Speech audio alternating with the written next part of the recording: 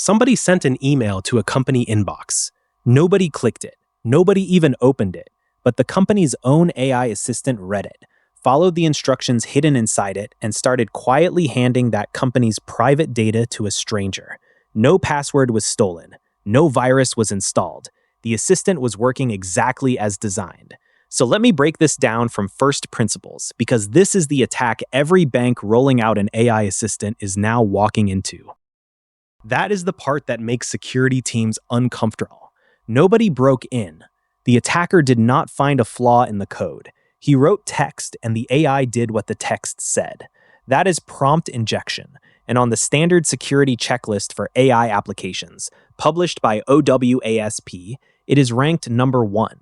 By the end of this, you will know 3 things: what prompt injection actually is, why it cannot simply be patched away, and the 3 rules supervisors now expect a bank to have in place. First principle: when you use an AI assistant, everything reaches the model as one stream of text. Your instruction and the material it is working on arrive in the same channel in the same format. Britain's National Cybersecurity Center puts it flatly: current language models simply do not enforce a security boundary between instructions and data. So if an attacker writes an order into the material, the model can read that order and carry it out. Prompt injection is exactly that: hiding an instruction inside content the AI reads, so the AI obeys the attacker instead of you. There are 2 flavors, and only one of them should worry a bank. The first is direct. Somebody types a trick into the chat box to talk the model out of its own rules. Annoying, but the damage is mostly to themselves. The second is indirect, and this is the real problem. The instruction is not typed by the user at all. It sits inside something the AI reads on your behalf: an incoming email, a PDF, a supplier's web page, a document in a shared folder. The user never sees it. The AI reads it and treats it as a command. This is not a thought experiment. In June 2025, researchers disclosed a flaw in Microsoft's own AI assistant, Copilot. They called it EchoLeak, and Microsoft rated it critical, 9.3. An attacker sends one ordinary-looking email. The user does not open it, does not click it, does nothing at all. The assistant pulls that email into its working material while answering some completely unrelated question, reads the hidden instructions, and sends out whatever was in front of it at that moment. Microsoft fixed it and said it found no evidence of real-world exploitation and that no customers were impacted. The pattern is the point. Here is the mechanism, and it is worth writing down, because it turns a vague fear into a checklist. The developer who named prompt injection in the first place calls this the lethal trifecta. An AI assistant becomes dangerous when 3 things are true at once. 1, it can reach private data. 2, it is exposed to content somebody outside your organization controls. 3, it has some way to communicate outward. Any one alone is fine. All 3 together and an outsider's text can reach in, pick things up, and carry them away. In that Copilot flaw, the data left through a Microsoft address the system already trusted. So put that same assistant behind a bank's walls, because that is what is being rolled out right now. It reads the shared mailbox, summarizes complaints, opens supplier documents, all content somebody outside the bank wrote and sent in. And it sits on exactly the material a supervisor would call confidential. This has been tested. In January 2026, a researcher set up 24 models from the major AI labs as banking customer service assistants and ran automated prompt injection at them. Every single one proved exploitable. This is not an IT ticket. Under DORA, a data leak like that gets assessed against the data losses criterion, and once an incident is classified as major, the first notification is due within 4 hours. Now, here is what a smart, busy banker assumes at this point. Fine, we buy a filter, something that scans for malicious instructions and blocks them before the model sees them. It sounds obvious, and every vendor sells one.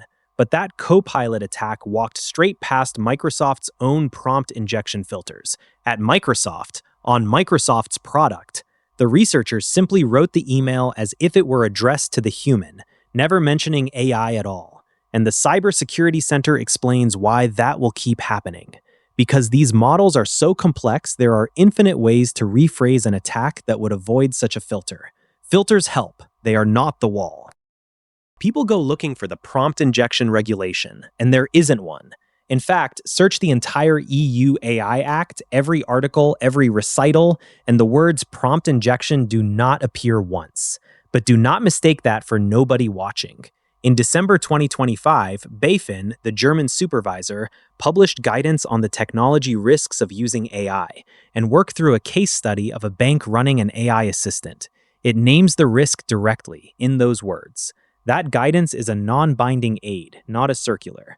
The binding duty sits next to it in Article 15 of the AI Act. High-risk systems must be resilient against outsiders altering their use, outputs, or performance. The law describes the outcome, it just never names the technique. And this stopped being theoretical 3 weeks ago. On the 7th of July 2026, European banking supervisors made a coordinated move. The European Systemic Risk Board published a formal warning on the cyber risks coming from the most advanced AI models, after rating systemic cyber risk severe, up from elevated in March. The same day, the ECB wrote to the chief executive of every significant bank in the euro area, calling on them to assess the threat without delay and to hand their supervisory team a concrete action plan by the 31st of October. Read that in plain English. The question is no longer whether your bank uses AI assistants. It is whether you can show what happens when one of them is told to do something by a stranger. So if a bank is going to put an AI assistant near real work, 3 rules do the heavy lifting. 1.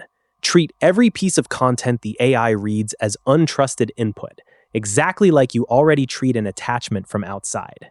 2. Break the trifecta.